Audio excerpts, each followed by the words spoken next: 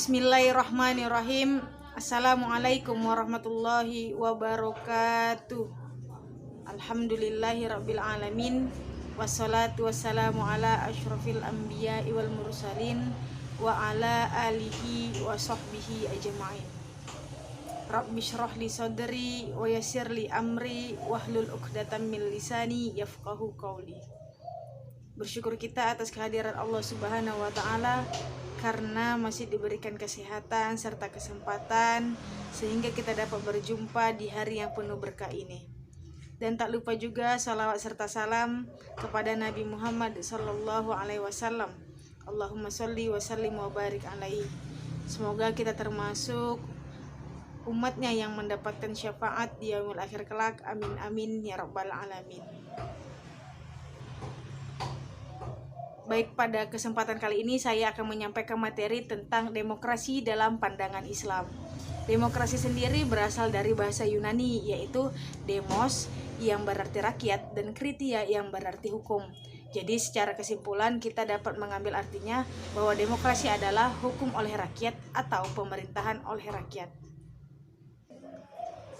Jadi bagaimana sih demokrasi dalam pandangan agama Islam itu sendiri? Demokrasi merupakan salah satu cara mengambil keputusan. Sedangkan cara mengambil keputusan itu terdapat dua. Yang pertama adalah secara monarki dan yang kedua secara demokrasi. Secara monarki maksudnya adalah segala keputusan itu diambil oleh kepala pemerintah, baik itu raja, presiden, ataupun yang lain. Sedangkan demokrasi adalah dengan cara bermusyawarah. Jadi di dalam Islam sendiri kita sebenarnya telah dituntut untuk bermusyawarah sesuai dengan apa yang telah tertera di dalam Quran surah Asy-Syu'ara ayat 38 yang berbunyi Bismillahirrahmanirrahim wa amruhum syura bainahum wa mimma razaqnahum yunfiqun, yang artinya dan mereka memutuskan urusan mereka dengan cara bermusyawarah dan mereka menafkahkan sebagian rezeki mereka yang kamu berikan kepada mereka. Jadi di sini dapat kita ambil pelajaran bahwa Islam itu memandang yang namanya kesetaraan. Bermusyawarah sendiri bertujuan untuk tidak adanya pihak yang merasa terpercil ataupun dirugikan. Jadi dengan adanya bermusyawarah untuk memutuskan peraturan-peraturan yang tentunya bersifat untuk kemaslahatan umum, bersifat untuk orang banyak.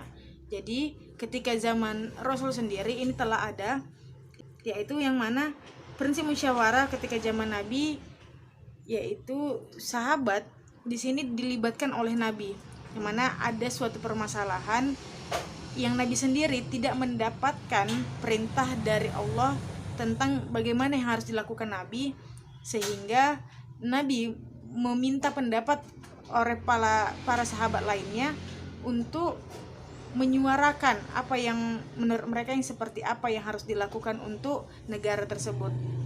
Jadi kalau misalnya kita berpijak kepada hukum yang saat ini, ketika Al-Quran tidak memerintahkan untuk mendapatkan solusi di situ, maka kita bisa melihat hadis. Nah, ketika hadis juga tidak berbicara tentang hal yang kita ingin cari, maka kita bisa mendapatkannya melalui pendapat tabi'in. Ketika kita tidak mendapatkan di para tabi'in, maka kita bisa mencarinya di para tabi'in. Nah, ketika para tabi'in juga tidak bisa, maka kita harus mencari orang yang soleh ataupun soleha untuk dimintai pendapat. Ini disebut dengan ijtihad.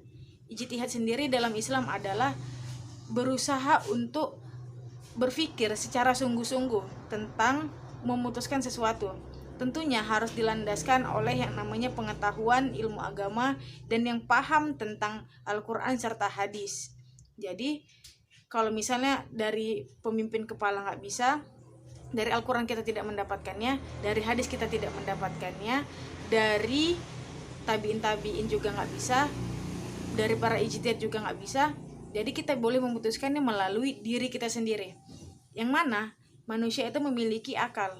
Di akal kita bisa mempergunakannya itu secara baik. Jadi ketika kita tidak mendapatkan solusi di sumber-sumber yang sudah diperintahkan, ya kita bisa menggunakan akal pikiran kita. Itulah fungsi akal sebagai penentu. Kita bisa tahu itu baik atau buruk tergantung bagaimana lingkungan dalam mendidik kita. Jadi demokrasi sendiri dalam pandangan agama Islam telah ada di zaman Rasulullah dan bertujuan untuk kita tidak boleh memicilkan suatu pihak tanpa dimintai pendapat. Jadi alangkah baiknya segala apapun yang itu bersifat untuk kepentingan umum adalah untuk mementingkan ataupun untuk kemaslahatan orang bersama. Jadi tidak boleh kita hanya mementingkan pendapat kita sendiri. Mungkin itu saja yang bisa saya sampaikan. Akhirul kalam. Wassalamualaikum warahmatullahi wabarakatuh.